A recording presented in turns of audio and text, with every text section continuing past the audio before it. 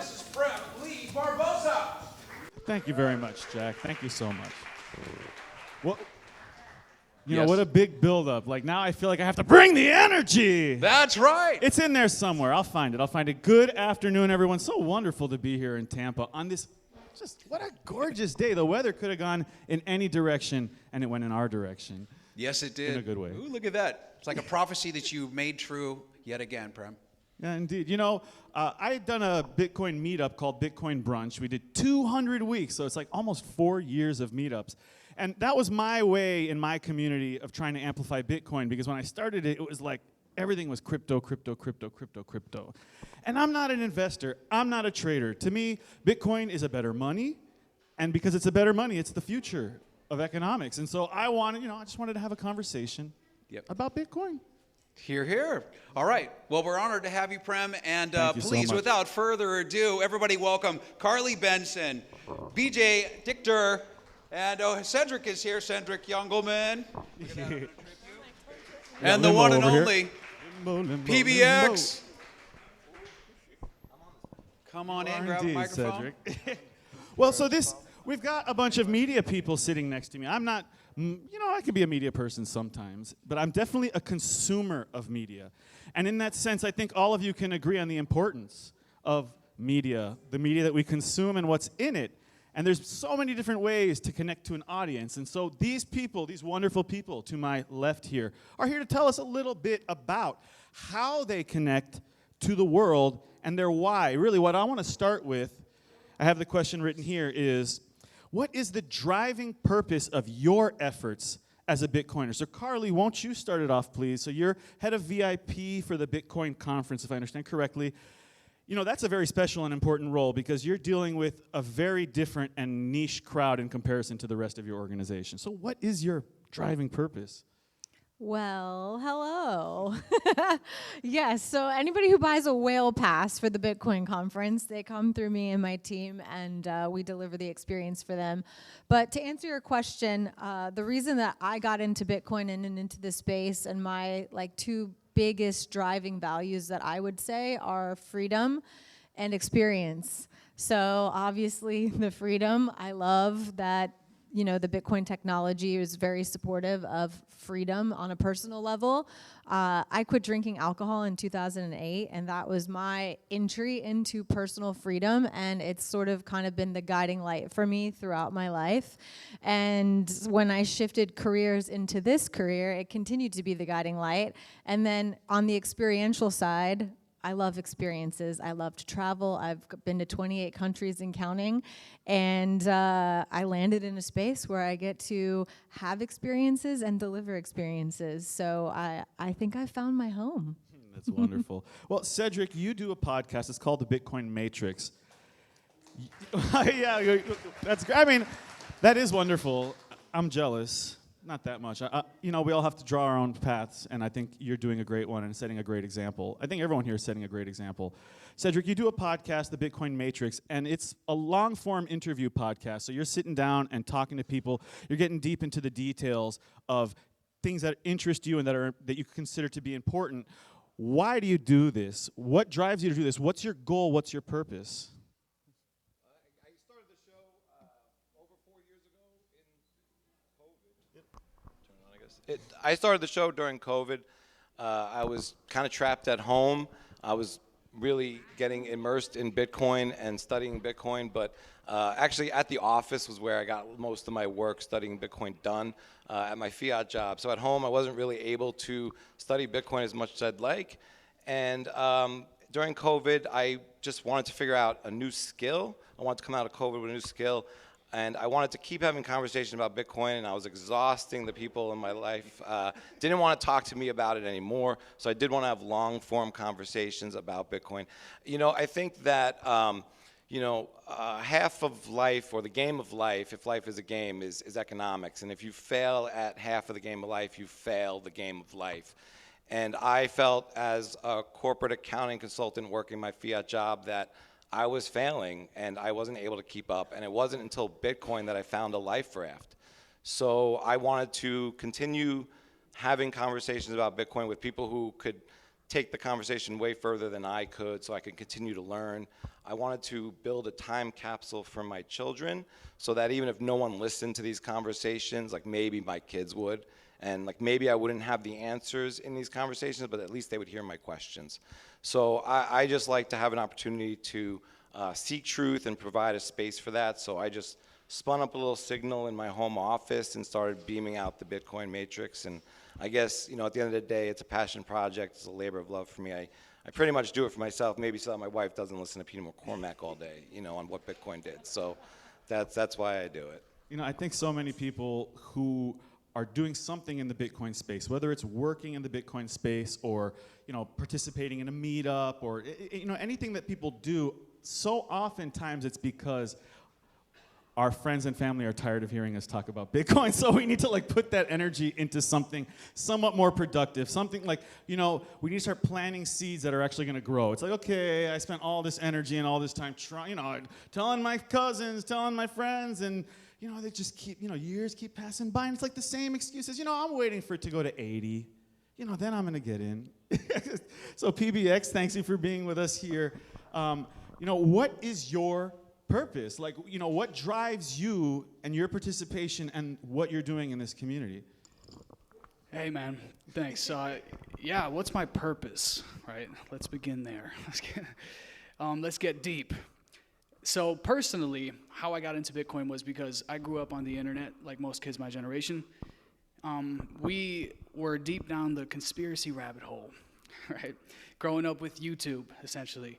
And we were living in this world where we saw our parents getting, you know, diabetes, heart disease, all kinds of illnesses, where I thought to myself, you know, I don't know if their sources are sound, right?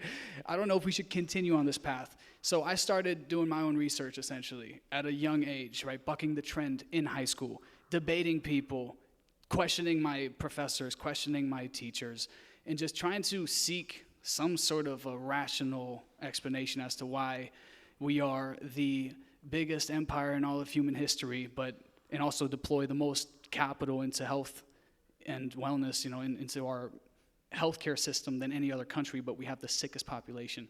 So personally, I'm very motivated in just the quality of life, and that's what got me started into this Bitcoin journey, because I was seeking for something that was verifiably true. And with conspiracies on the internet, right, you can get lost. There's opportunists in that market as well who will, you know, have a nugget of truth and then lead you into a very dark alley, right? So it's important to have verifiable truth, and that's something that for the first time when I came across Bitcoin with that open source blockchain, I felt like I found my home, and, you know, that's what I wanted to build on. And so that's what got me into this space. But since then, I've joined a mining company. This is my buddy's company, actually. Very blessed to work in the space full time. And we experienced censorship, right? Under the Biden administration, choke point 2.0, we got to experience what it looks like to be on the other side of what is politically correct, right? And lost our bank accounts, right? Essentially had all of our channels demonetized and all this nonsense, right? So I got fed up with the mainstream media telling the population who we are and what we do. Right, I was like, we need to be forward-facing. We need to get out there and be loud and let these people know that we are everyday Americans. We're everyday people worldwide, all joined together for a cause that is actually net positive, that is actually representing what America and our founding values do represent. And that is a unifying factor. That's something that needs to be understood. How do we gain representation? How do we stop from being discriminated against? Right, so I said, we got to step up. It's nice to be private, right? It's nice to have your privacy, right? It's nice to not have to take the flack that comes with being a forward-facing individual. But if nobody's going to do it, then we're just going to keep experiencing the same thing, and we can't complain about it. So guys like Samuel Arms and guys like, you know, Senator Joe, you know, the work they're doing is, what we're seeing now is, you know, it is a complete 180. And that is because individuals like yourselves got involved and stepped up, right? And that's what it's about. You know, be the change you want to see, and that's what Bitcoin encapsulates. There's a few themes I'm noticing in these answers, like underlying themes. So to close out this question before we get into, you know, the forward-thinking topics, BJ, welcome back. Why don't you tell us what is your driving purpose? I think we could all answer this question in many different ways. I don't think there's one specific thing for any of us. I think it's a multitude of things that have influenced us in our lives. But if I had to move back to go look as far back in my life as possible, I was adopted. And I was adopted into a family that most of whom were executed during the Second World War. And during school, growing up from the age of 6 years old, we learned about genocide. We learned about all the really dark things that human beings are capable of. And one of the things I learned that became very evident at a very young age when we would ask in class, like, well, why didn't they leave? They couldn't. That was in a time where the world wasn't digital. What, are you going to take some gold with you and the Nazis are going to just let you get onto a ship and escape? Or cash? Like, it was a very different world. And my entire life, it always bothered me that people didn't have the ability to flee. But now they do. Because now you finally have, as I said before, we all know, money off the system. That is your insurance policy. And what I've noticed is there's people in the world that have this sort of collectivist PTSD from our background. And I want to moderate that by showing them you don't have to be as worried if things get really tough in the future, because now at least you have an option that wasn't there before. And that goes for everybody in the world. And I think that also helps to maybe moderate the world a little bit and bring some peace moving forward. I think, so one of those themes that I was picking up on from your answers is like this form of expressing our own freedom, right? To us, Bitcoin is so important, and that's one of the reasons why we want to share it with people. But when maybe our friends and family aren't receptive to it, it's still very important. We know it's important for the world because it can make the world better. If Bitcoin is better money, and money is so important for the world economy, then a better money will therefore make the world economy better. How are you guys now? Let's go into, okay, what are you doing? What are the ways that we get Bitcoin into the minds of people? How are we setting narratives about how people are talking about Bitcoin? Because obviously there's many different competing narratives. Some of them have been talked about and alluded to here today. Bitcoin being associated with negative things. We don't talk so much about that these days, thankfully, right? We don't have to be dealing so much with the flack of, oh, Bitcoin's for drug dealers and money launderers. Yes, it's for them too, but it's also for us. And so the question, therefore, is how do we spread Bitcoin knowledge to the masses? Why don't we start with BJ? You gave a really short answer, so I want to give you a little more time. How do we spread Bitcoin knowledge to the masses? Well, as I alluded to earlier in the day, you figure out what tools that you have available and what access points you have to reach people. In my case, many of you know me here from the Trucker Convoy. So I put together this book, which is a story about the Trucker Convoy. Honking for Freedom. Honkingforfreedom.com, available at local retailers. But this is all the positive stories. I didn't focus on all the negative stuff. I just focused on us coming together. And it's written for people who did not support us. And in this are 2 chapters on Bitcoin and Bitcoin's role and how it gave us our lifeline during that protest. So I think we sometimes get so passionate about Bitcoin that we want to really ram it down people's throat. This is what Bitcoin is, now go buy it. But it is a process. It's a completely different framing to view the world. So if we do these little steps in the various things that we get involved in, whether it's advocacy groups, sometimes politics, or I don't know, you're a member of the Corvette Association, whatever, or sports, just introduce it into the conversation and get on people's radars subtly over time. It's becoming mainstream now. They're going to see the word Bitcoin all over the place, and that's already elicited some curiosity that wasn't there years ago. And I think that's the best way. Carly, let me ask you, in your role dealing with VIPs, that P in VIP is person. So just because they're very important, they're still a person. And we got to connect with them. We have to reach them. So in your role, how are you connecting with people? Is it different because of the type of people that you're dealing with? And how do you cater your message, the messaging, the narrative for your role? Yeah, great question. So what I think is funny is there has not been one panel up here today that has not mentioned the Bitcoin conference, whether that be Vegas, Miami, Nashville, or anywhere that we've been. We just had 30,000 people in Vegas. I hope most of you were there. If you're not, you're invited for next year because that's where we're going.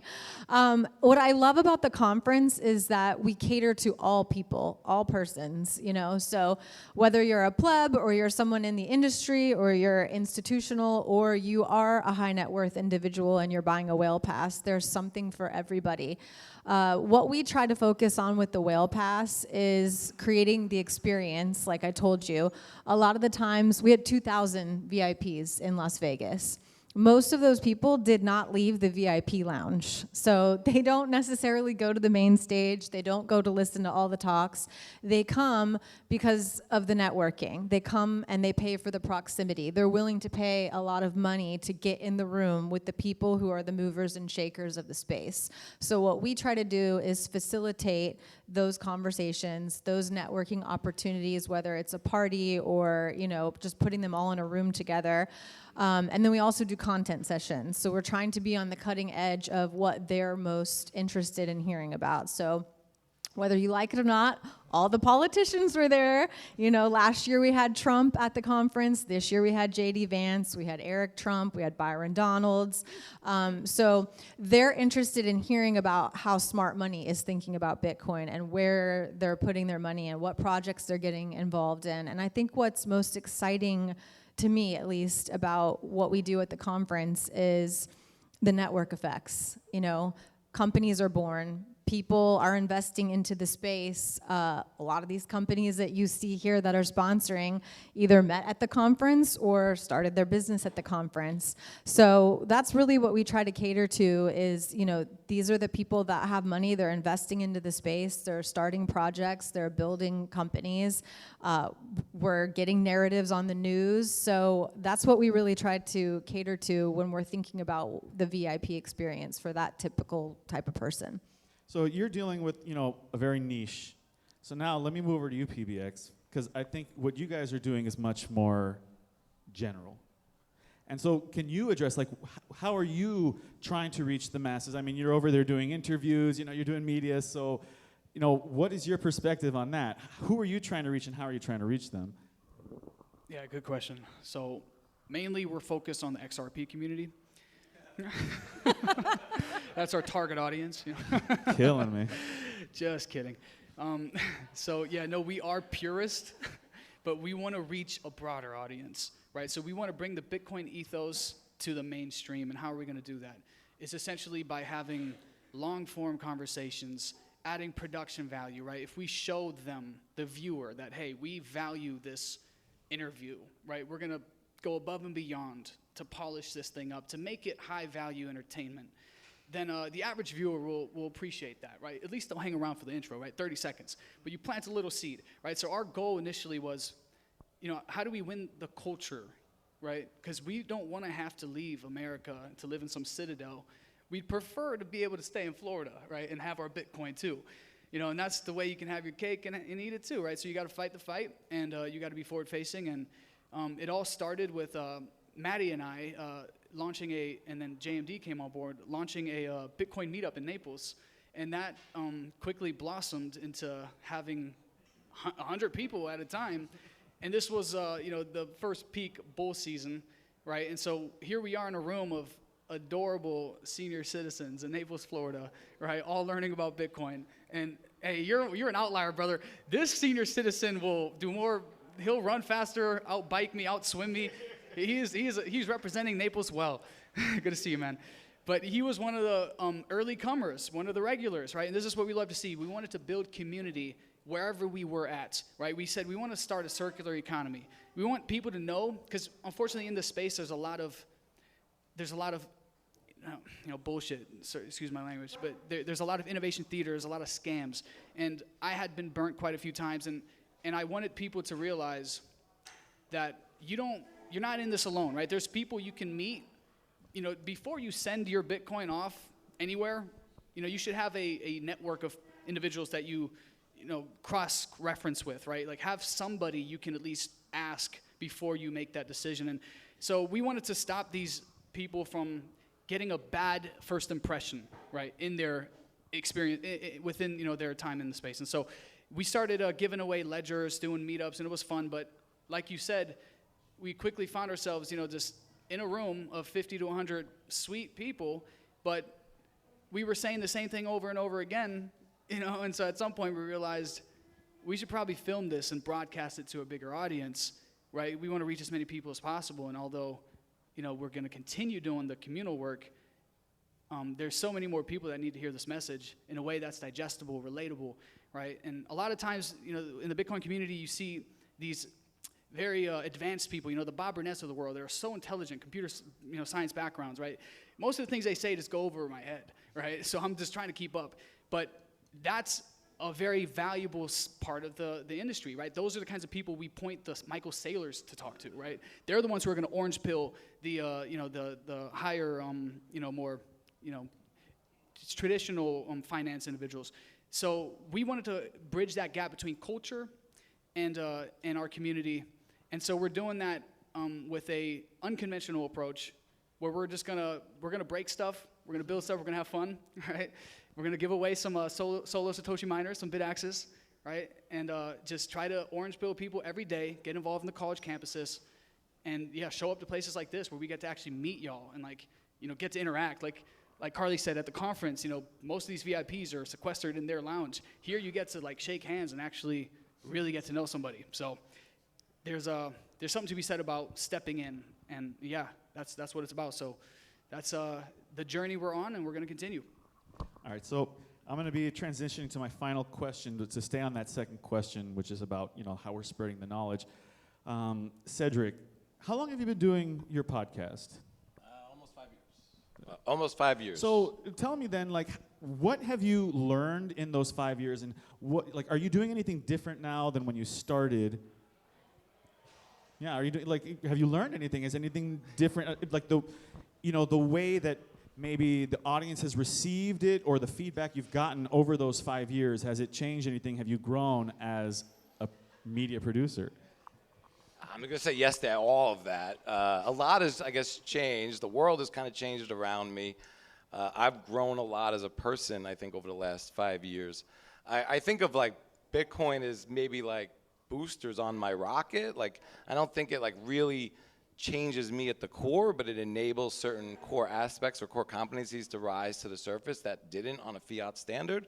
So I'm definitely, Bitcoin definitely has changed me, but not maybe at an intrinsic level. It's just maybe enabled me, empowered me. I maybe am less nervous in interviews now. I've done more of them. I have more patience for them. I'm less worried about the outcomes, I guess. So I think that's made me a better interviewer maybe over time. My mom used to call me and want to charge me money every time I interrupted a guest. That was very early on. So, I learned. That was kind of the point of the show. Is I wanted a show where guests could kind of speak and not be interrupted. So I have to learn, try not to talk and get really good at just being patient and letting it. Also, I think the longer the show goes, the more I'm willing to learn in the show and have answers that actually surprise me. All right, so my final question before we open it more generally, before if any audience wants to ask any questions, I wanted to ask, since you guys all have varying levels of experience in different segments of the industry, what doesn't work? Which strategies, which things do you see public figures in the space doing drives you up the wall? They keep doing it, and you're like, I wish they wouldn't do that. I wish they wouldn't do this. Why are they doing that? If you can think of something, I see some people nodding, BJ, you got something on your mind? Have fun staying poor. Oh my God. So toxicity, is that? Yeah, I mean, I get it. I understand why, but it's this, when you want to appeal to somebody, you have to appeal to them emotionally. I mean, that's what I did in Ottawa. I focused on positivity. And you know what makes me a little bit crazy about the Bitcoin space? We're all often so negative. And it's like, oh my God, we finally have Bitcoin. We have something positive. And I actually tried to lobby our Conservative Party in Canada, and they're incompetent, by the way. But they make me crazy because here we have something, like conservatives, nobody wants to listen to conservative politicians, right? Because we message from a spreadsheet and everybody falls asleep, right? But finally, we have something in their wheelhouse of economics that is aspirational, that will build a more positive future. Grab it. Take yes for an answer. But politicians are really stupid in general, so they don't do that. But for me, that's what I'm trying to get us to, many of us in the space, to start to message more positively. Use empathy. I know it's cheesy when people say emotional intelligence, but empathy, but it's true. Because none of us, and everybody's going to get upset at me this, but none of us make rational decisions. We make emotional decisions and then we post-rationalize. Bitcoin is the ultimate post-rationalization tool. So reach people emotionally and then fill that gap with Bitcoin. That's how you can bring people into the space, in my opinion. Now we got to get some more. Come on, because to me, definitely focusing on negativity, that's not good. I think it's really destructive. I mean, it it's depresses funny people. for jokes sometimes, Yeah. but There's a time and a place, right? But if it's like the baseline, then the baseline is depressing. I was going to say the same thing. Listen, I'm a Bitcoin maxi through and through, in that I only buy Bitcoin. However, I think we're going to start to see things change in that you have to meet people where they are, which means you can't just be preaching at people, well, this, that, the other, have fun staying poor, which is fun and it's great, and I love Twitter and X for that. But in the world here where you are interacting with people from all different backgrounds, people have different interests, they have different concerns, they have different fears, you have to meet them where they are. So, like, for example, Gary Cardone was on earlier. Grant Cardone took a long time, his brother, to come on over to the Bitcoin side. Why? He specifically told me in Vegas because he didn't want to listen to all the noise of the Bitcoin maxis preaching, and it was more, we had to meet him where he was. He likes cash flow, he likes real estate. So rather than preaching at people, I think you have to meet them where they are, and you have to let them come to you and ask questions. So one thing I'm done with doing is trying to force Bitcoin on people. If you want to have a conversation about it, you have questions, I'm happy to answer them, but I'm not going to shove it down your throat. Eventually the world will, but I think that's one thing that we need to do better as Bitcoiners, is really think about meeting people where they are. There's like a fine line between, being zealous and just turning people off because you're so over emphatic. And, it's great to be enthusiastic. It's great to be passionate.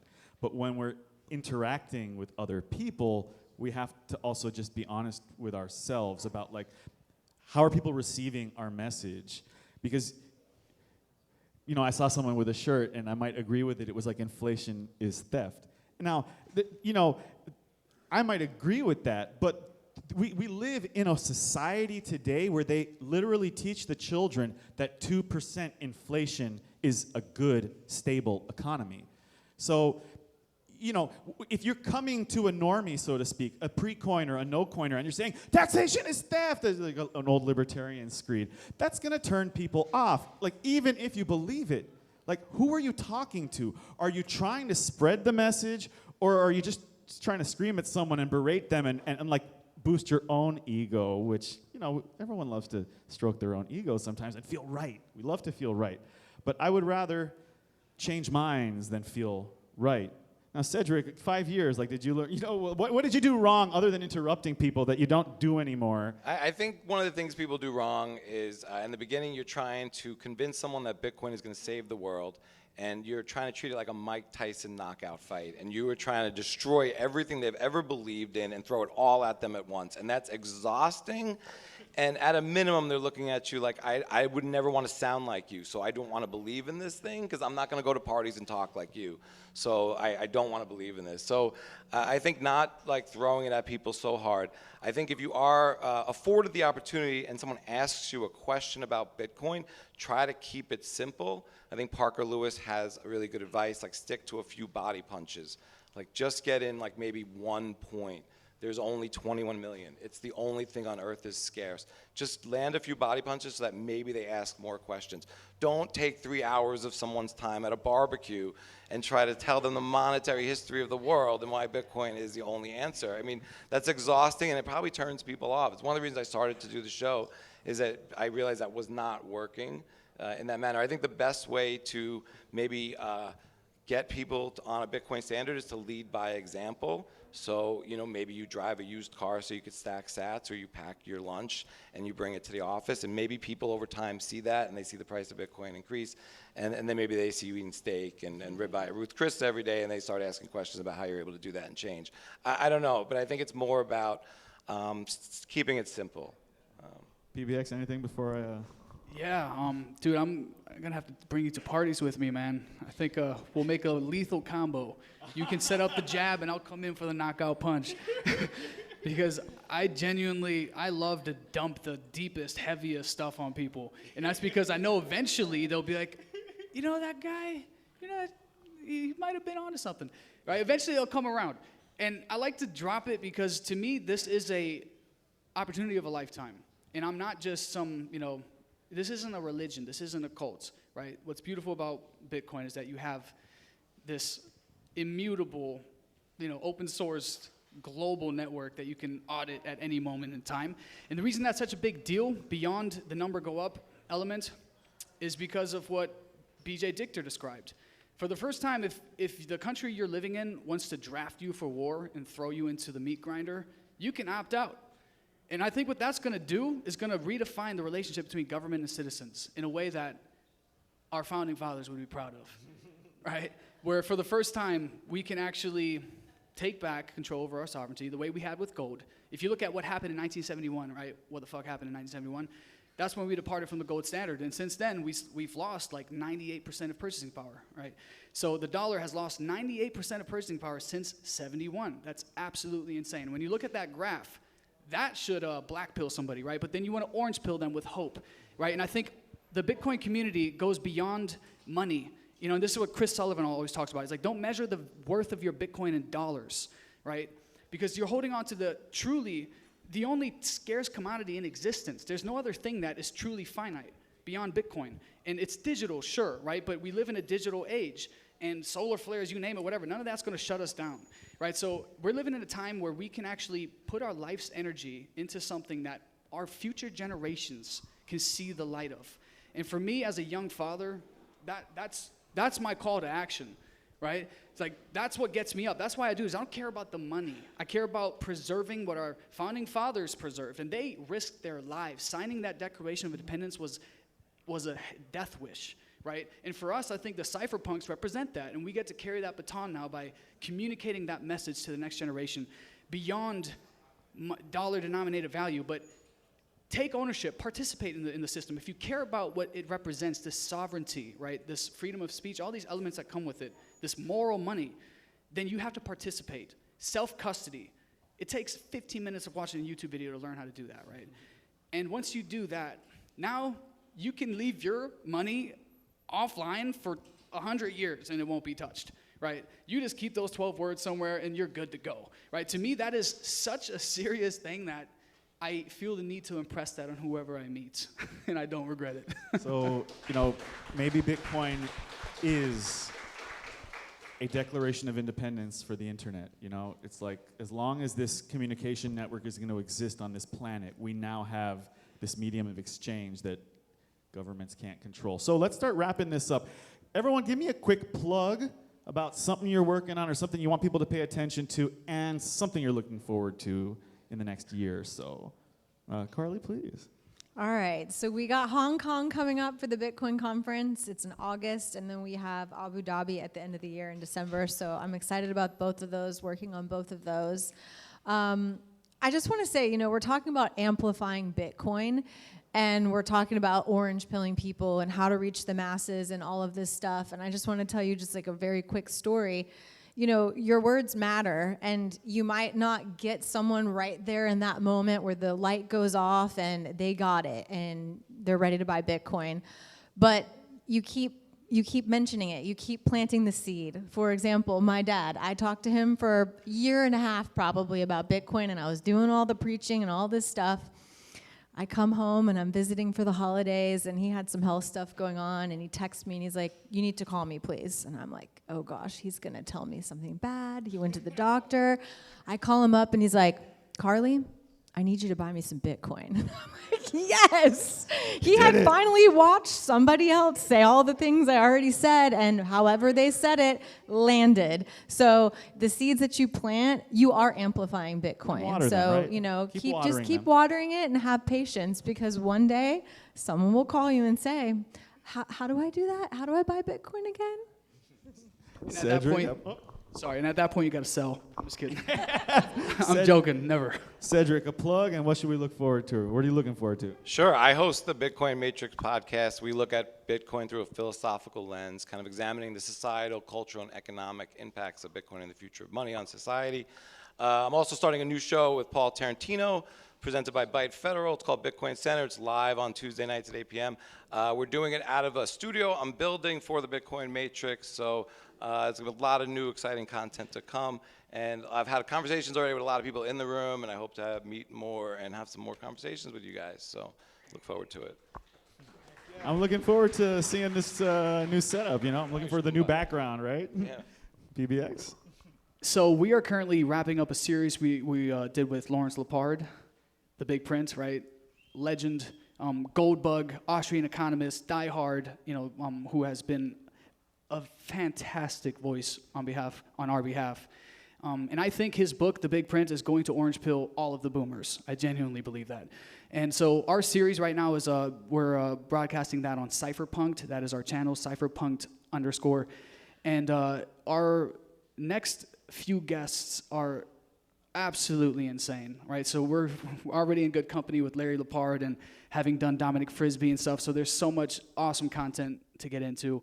But what we've got coming, thanks to the Bitcoin conference and us getting to meet these people, is gonna blow you away. So, stay looking out for that. Network effects, guys. Everyone's working on great stuff. There they are. BJ, why don't you please close us out? Yeah, I guess first thing to plug is, again, honkingforfreedom.com. And this is the subtle orange pill. This is for people, your friends and your family, who will not listen to you. This is the soft approach. And I promise it'll make them cry. And it does for everybody. So that's the way to bring them in. On Substack, bjdichter.substack.com. And I also produce a podcast with Professor Stephen Hicks. What's it called? Well, we have a podcast network with Open College. Stephen Hicks famously wrote the book Explaining Postmodernism, which Jordan Peterson often, references. So we're working on that. But what I'm looking forward to is not just our first round of funding, but this becoming a positive space. Look, we're at the point where the politicians are tripping over themselves, figuring out how to capture this voting block. And it's a difficult voting block to get because Bitcoin has something that appeals to all aspects of the political spectrum. But everybody else should be chasing us. But they seem to be getting scared away. The friendly toxicity that we have between each other, that's great. But for the general public, they need to see this as a welcoming, open, positive space that they can come in, ask stupid questions, and we're not going to ridicule them. We're going to bring them into the family and help change their lives and make it better for the future. I'm hoping and I'm optimistic that is going to be the Bitcoin space moving forward. You know, these conversations could go on for hours because everyone who's on these panels is so passionate and knows so much about what they're doing. So please, everyone, just thank our guests up here, thank our panelists, and thank you all for being here at Bitcoin Day. You got, I think, one more panel coming up, and I hope to see you all at the soiree tonight.